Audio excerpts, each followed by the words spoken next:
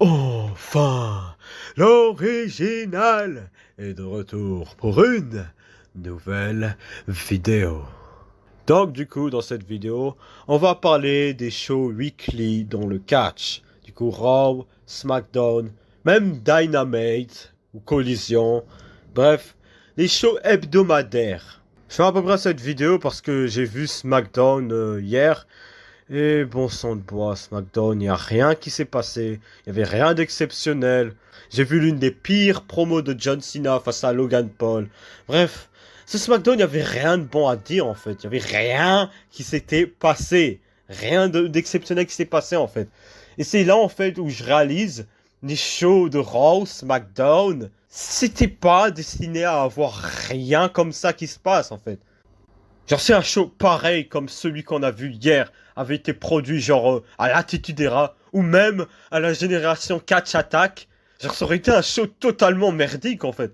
Parce que là en fait les standards sont tellement bas qu'en fait on est en train de conditionner ce genre de show et se dire que ouais c'est pas un mauvais show en fait. En fait c'est des shows qui sont juste merdiques et y a rien qui se passe. C'est des shows, des épisodes filler en fait, où il y a rien qui se passe et du coup on attend le gros moment. Et les gros moments en fait ils arrivent j'ai l'impression que en pay-per-view. Il y aura rarement des choses qui vont se passer dans les weekly et on devra attendre du coup le prochain gros moment quoi. Genre comme Cody Rhodes qui reçoit le turn de John Cena, Seth Rollins qui s'aligne avec Paul Heyman, Jacob Fatu qui trahit Solo Sikoa. Bref, tout plein de moments en fait que tu peux faire dans des shows weekly mais que tu juste conserves pour les faire dans un pay-per-view et pour rendre le moment incroyable du coup. Et genre du coup ce qui se passe en fait en weekly c'est que tu teases en fait ces moments et genre quand ces moments arrivent on est juste en mode waouh c'est incroyable mais en fait tu donnes déjà genre des éléments pour qu'on se dise ça a des chances d'arriver mais genre ça spoil en fait le truc en fait. Genre qu'est-ce qui se passe si genre juste ils faisaient ces moments dans un show weekly en fait. Genre est-ce que ça aurait pas été mieux genre si le triple threat qu'on a eu de la nuit 1 entre CM Punk, Roman Reigns et Seth Rollins, c'était juste un segment à SmackDown où genre juste Paul Heyman il trahit Roman Reigns et CM Punk pour s'aligner avec Seth Rollins. Ça aurait littéralement pu être juste un segment. Parce que fondamentalement, ce match, la triple threat entre Roman Reigns, Seth Rollins et CM Punk à WrestleMania nuit 1, ça avait aucun enjeu en fait. Genre si Paul Heyman n'était pas dans le match, ça aurait juste été un triple threat aléatoire. Donc il n'y avait aucun enjeu en fait à gagner ou perdre ce match, logiquement. Donc voilà en fait. T'aurais pu littéralement faire de ça un simple segment qui se passe en weekly quoi. Genre il y a vraiment une tendance en fait à conditionner les petits trucs que genre tu pouvais avoir de manière gratuite à l'Attitude Era ou même Catch Attack et genre tu les présentes comme des trucs qui sont incroyables alors que genre non en fait c'est pas incroyable genre c'est y a rien de ouf en fait. Genre Paul Heyman qui se fait passer à travers la table des commentateurs par la Bloodline 2.0 et puis qu'après il disparaît pendant genre 4 mois, ça fait aucun sens en fait. Genre, il s'est juste fait passer à travers une table. Le gars il disparaît pendant 4 mois et il s'est juste fait passer à travers une table quoi. C'est pas comme si j'avais littéralement tué Paul Heyman et il l'avait laissé en son dans le ring quoi. J'avais les teasings stupides avec Roman Reigns qui tient le téléphone en mode Paul Heyman j'ai besoin de toi. Pourquoi il vient pas juste là maintenant en fait? Mais bref, c'est pas que ça en plus. Les shows weekly en fait ils sont juste pas regardables et inintéressants parce qu'il y a aucune star qui catch en fait. Il y a aucune personne importante qui catch. C'est archi rare. C'est quand la dernière fois que t'as vu Cody Rhodes catch en weekly? C'est quand? Il y a des gens qui disent oh c'est le catcher workhorse. Non, c'est pas le cas du tout. Il fait catcher en pay-per-view et genre quand il vient à SmackDown il est juste en train de faire une promo horrible où il a un costard de toutes les couleurs possibles et il commence à dire What do you wanna talk about? Qui est la pire catchphrase de tous les temps d'ailleurs. Qu'est-ce que ça veut dire What do you wanna talk about? De quoi vous voulez parler? Genre pourquoi il demande aux fans de quoi ils veulent parler? Genre c'est lui qui a le micro, c'est lui qui parle en fait. Ça a aucun sens, c'est la pire casse-face de tous les temps. Bref, Cody Rhodes c'est limite un part-timer. Du coup, dans ce SmackDown, il a littéralement pas catché. Il est littéralement même pas venu en fait. Donc c'est vraiment ça en fait, le visage de ta compagnie, le champion du monde de ta brand. Genre c'est quelqu'un qui vient jamais en fait. Genre limite quand Brock Lesnar il était champion en 2017 en fait, malgré le fait qu'il venait jamais en fait, le show continuait de parler que de lui en fait. Genre, il y avait 1 milliard de challengers là qui étaient là en mode ouais, je veux devenir champion universel. Il y avait Roman Reigns, il y avait Finn Balor, il y avait Bray Wyatt même, il y avait Seth Rollins, il y avait Samoa Joe. Genre, il y avait 1 milliard de challengers, il y avait Braun Strowman aussi. 1 milliard de challengers qui venaient pour demander un shot contre Brock Lesnar, quoi. Genre, le show, il était toujours centré sur lui parce qu'il était genre le champion universel de Raw, quoi. Donc, du coup, le simple concept de Brock Lesnar en tant que champion universel le rendait intéressant, vu que tout le monde voulait sa peau, tout le monde voulait le battre pour devenir champion universel. Ce qui rendait logiquement logique le fait que Brock Lesnar vienne très rarement, quoi. Vu que du coup, chaque retour qu'il faisait était considéré comme un gros deal, quoi. Vu que c'était le champion universel et que genre personne n'arrivait à le battre, il tenait le championnat universel pendant un très long moment, quoi. À un point où genre, je sais plus si c'était genre Extreme Rule 2017. Bref, en gros, il y avait genre un Fatal 5-Way où genre le gagnant du match allait être challenger numéro 1 pour le championnat universel, quoi. C'était ça le main event. Genre, pour ça, il catchait même pas en fait. Genre, le main event d'un pay-per-view, c'était pour savoir qui allait affronter Brock Lesnar au prochain pay-per-view en fait. Donc, c'est à quel point Brock Lesnar, c'était une attraction à ce moment-là, quoi. Genre, c'était vraiment un gros deal, quoi.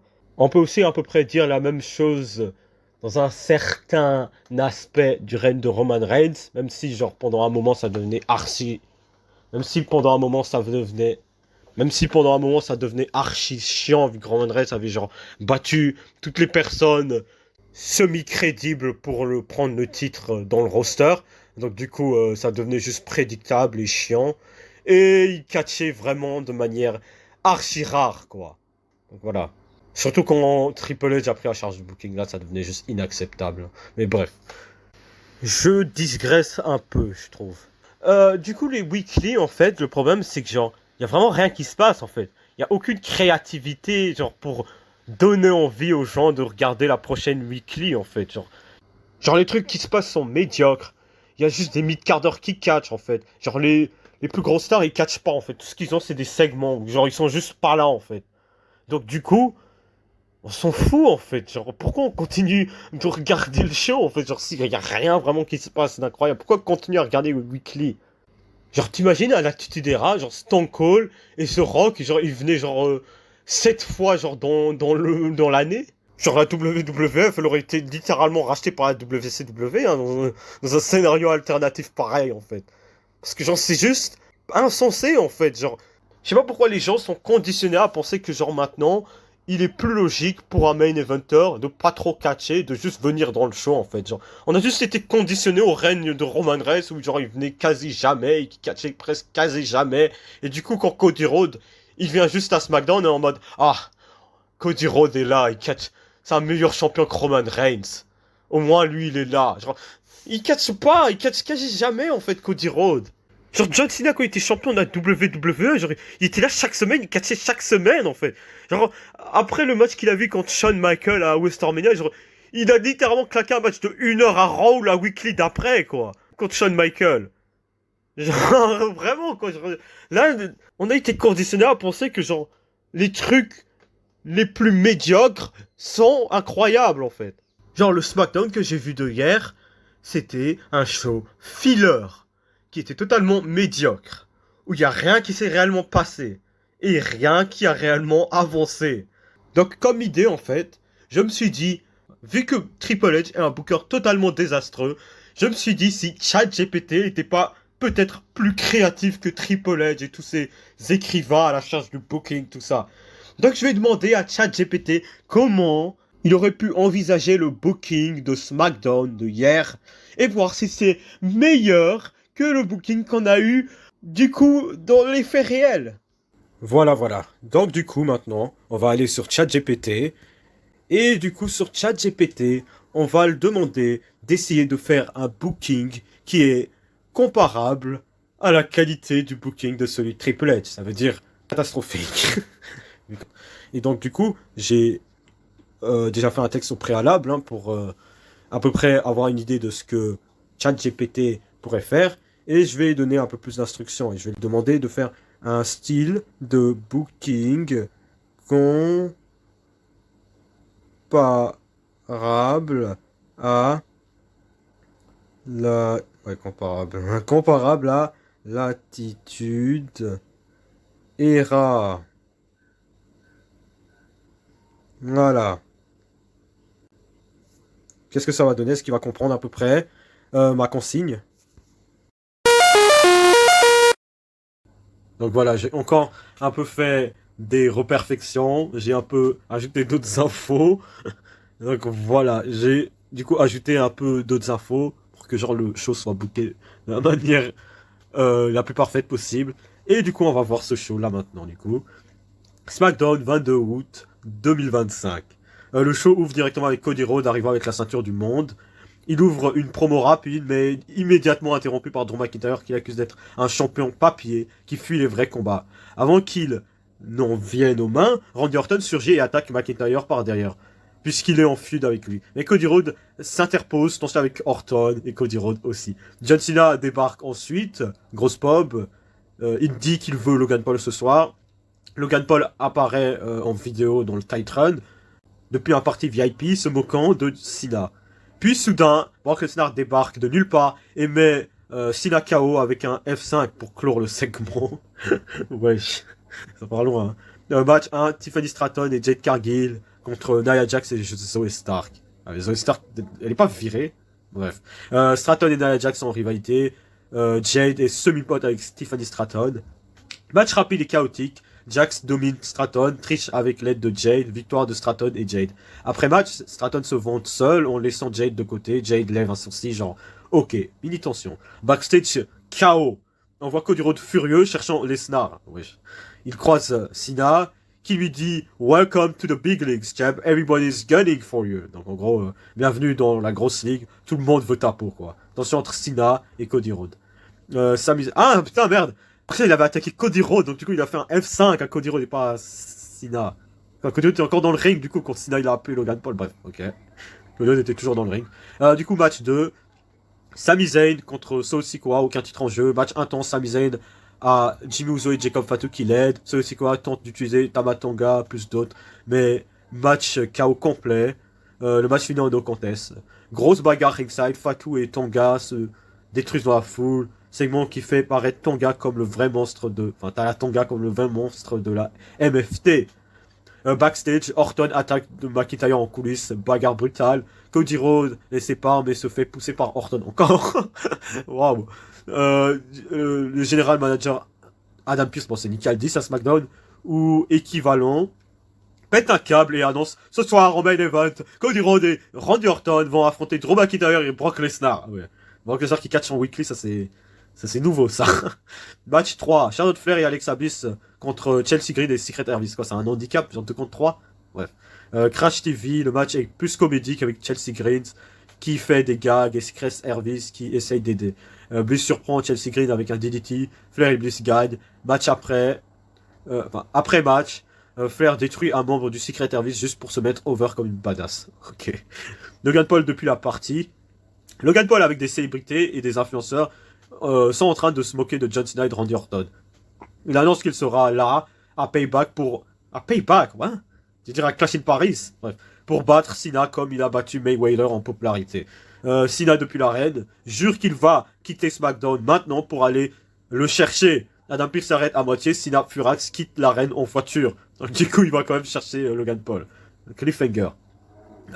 Match 4. Brock Lesnar contre Sheamus. Match surprise. Après que Cena parte, Lesnar surgit de nulle part et détruit Sheamus dans un squash brutal. Comme un message à Cody. Pourquoi Sheamus est utilisé comme genre bouquet mystère? What the fuck? Bref. McIntyre arrive pour confronter Lesnar après le match. Genre, je sais pas, pour le calmer sans doute. Mais Cody Rhodes débarque aussi. Grosse stare down. Jusqu'au main event. Main event, Cody Rhodes et Randy Orton contre Drew McIntyre et Brock Lesnar. Match chaotique, style Attitude Era. Intervention, bagarre, ringside. Pas vraiment de respect des règles. Logan Paul apparaît sur le vidéo écran. Du coup, il distrait, ce qui permet à Lesnar de détruire Randy Orton. Mais Cody Rhodes résiste. Il sort un crossroad sur Drew McIntyre pour gagner. Je me demande qui va affronter à Clash in Paris. Bref. Post-match final, après la cloche, Lesnar attaque Cody Rhodes encore et le détruit. Drew McIntyre lève le titre mondial. Orton revient et met un RKO sur McIntyre. Puis Logan Paul arrive en douce par la foule. Pas de partie finalement. Il frappe Cena avec une bouteille de champagne dans le parking. Et les caméras se coupent sur ça. Putain. Ah, et le show se termine dans le KO avec Cody Rhodes qui est KO. Drew McIntyre et Orton en guerre. Cena humilié par Logan Paul et Lesnar dominant. Ah ouais. Ce qui nous donne un SmackDown qui est 1000 fois plus intéressant que ce que j'ai vu. On sait tous que Triple H, maintenant, comme je l'ai établi, c'est un booker extrêmement mauvais. Hein. Il ne sait pas booker des shows, il sait que booker des moments, en fait. Hier, hein, parce que tu vois des stars, là. Là, il y a Brock Lesnar, Drew McIntyre, Logan Paul, John Cena, Cody Rhodes. Il va être considéré Cody Rhodes comme une star, vu que c'est un 2 fois champion du monde à ce point-là, et qu'il est présenté comme une star. Donc, ouais. Là, ça donne envie aux gens de voir ce qui va se passer la semaine prochaine. Je sais pas, John Cena il se fait attaquer par Logan Paul avec une bouteille de champagne. Et Brock Lesnar qui détruit Cody Rhodes. Bref, il y a un milliard de trucs qui donnent envie de voir le show de la semaine prochaine. Qu'est-ce qui va se passer entre Cody Rhodes et Randy Orton? Est-ce que Randy Orton va tourner sur Cody Rhodes? Voilà. Mais bref. Donc là, c'est un show que je mettrais un 7 sur 10. Un 7 sur 10, un bon 7 sur 10. Bon, après, il y a beaucoup d'incohérences hein, du fait de ChatGPT. Hein. Bon, il n'y a pas Becky Lynch. Becky Lynch, elle aurait été sûrement là. Vous abonnez. En Irlande. Et Hein. Tu vois, elle était à pas plus. là. Voilà.